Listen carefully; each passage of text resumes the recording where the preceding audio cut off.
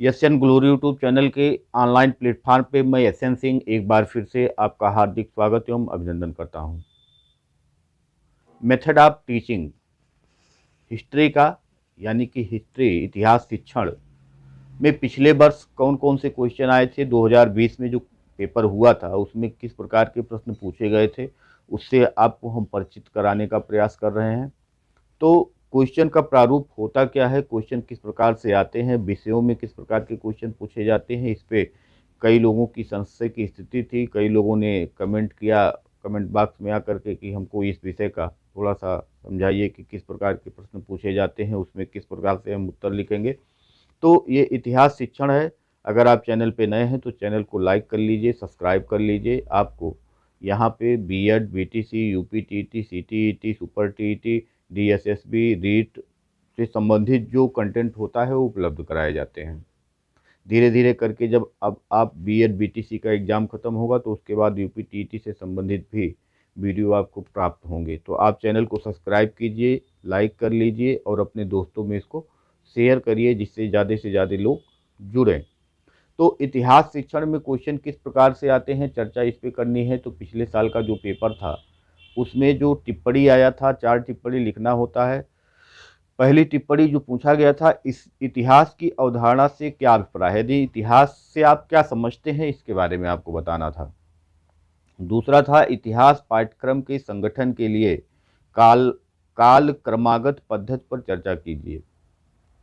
तो काल क्रमागत के हिसाब से यानी कालक्रम के हिसाब से इतिहास के पाठ्यक्रम को किस प्रकार से व्यवस्थित किया जाता है, इस पे आपको चर्चा करनी थी।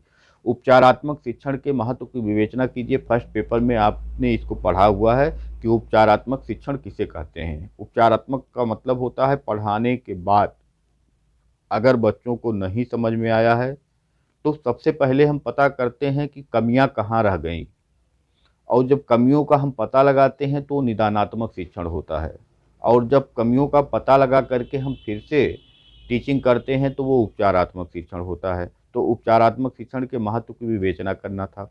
निबंधात्मक प्रकार के परीक्षण की विशेषताओं को बताइए। ये भी आपका फर्स्ट पेपर से ही क्वेश्चन है।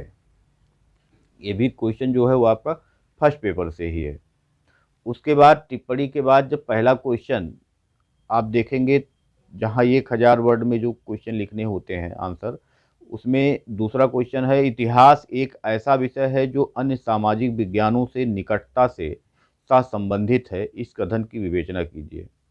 तो इतिहास का अन्य विषयों के साथ जो संबंध होता है, इतिहास का भूगोल से क्या संबंध है, इतिहास का नागरिक शास्त्र राजनीति शास्त्र से क्या संबंध है, इतिहास का गणित से क्या संबंध है, इतिहास का हिंदी से क्या संबंध है, इतिहास का अन्य विषयों से क्या संबंध है, इसके बारे में आपको चर्चा यहाँ करना था। उसके बाद नंबर 3 क्वेश्चन है इतिहास शिक्षण में उपयोग होने वाली स्रोत विधि तथा कहानी कथन विधि की व्याख्या कीजिए।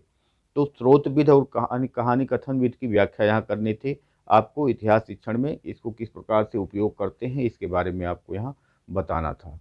इसके आगे जब चर्चा करेंगे तो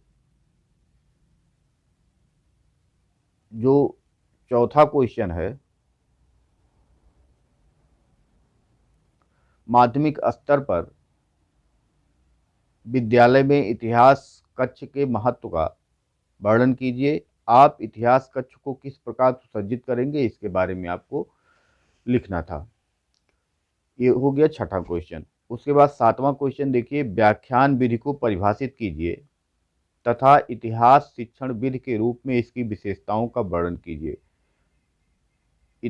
व्याख्यान होगा या जो भी शिक्षण विधियां हैं वो आपका फर्स्ट पेपर से ही रिलेटेड हैं। अगर आपको फर्स्ट पेपर तैयार है तो आपका यहाँ दिक्कत नहीं होने वाला है, ज़्यादातर क्वेश्चन आपको उससे मिल जाएंगे। सूक्ष्म शिक्षण पाठ्य योजना भी आपका फर्स्ट पेपर में ही है।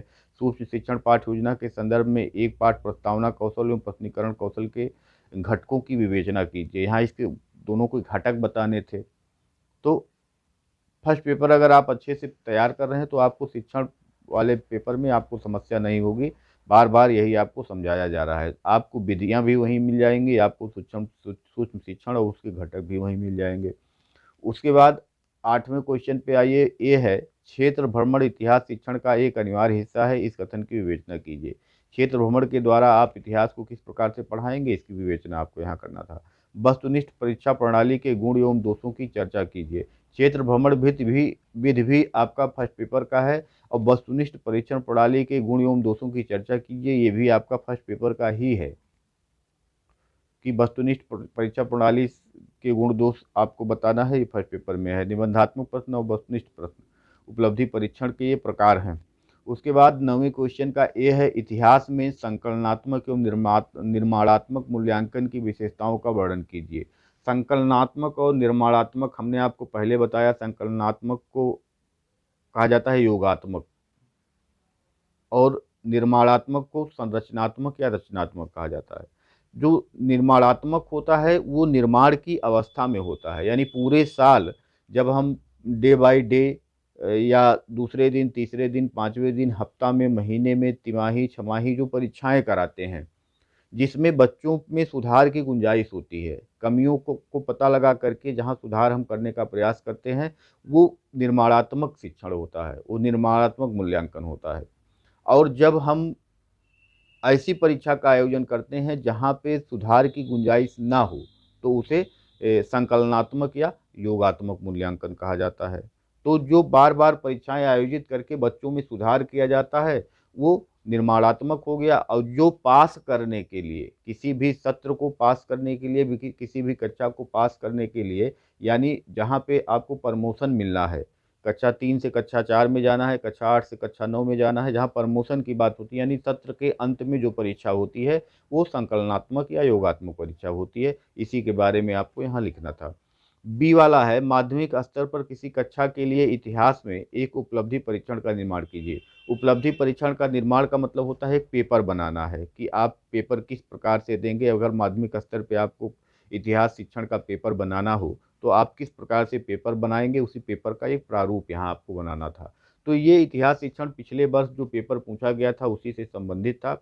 आप लोग ज़्यादा से ज़्यादा तैयारी कीजिए, फर्स्ट पेपर को ज़्यादा से ज़्यादा पढ़िए और को रिलेट करके पढ़िए कि हम यहाँ पढ़ें और हमको लाभ यहाँ भी मिले जो हमारे शिक्षण विषय हैं, क्योंकि दोनों शिक्षण विषय में आपको लाभ मिलेंगे। 4 पेपर आपको देने हैं, 3 तो आपको फर्स्ट पेपर से संबंधित मिल जाएंगे, एक पेपर वही पर्यावरण शिक्षा वाला आपका अलग हो जाएगा।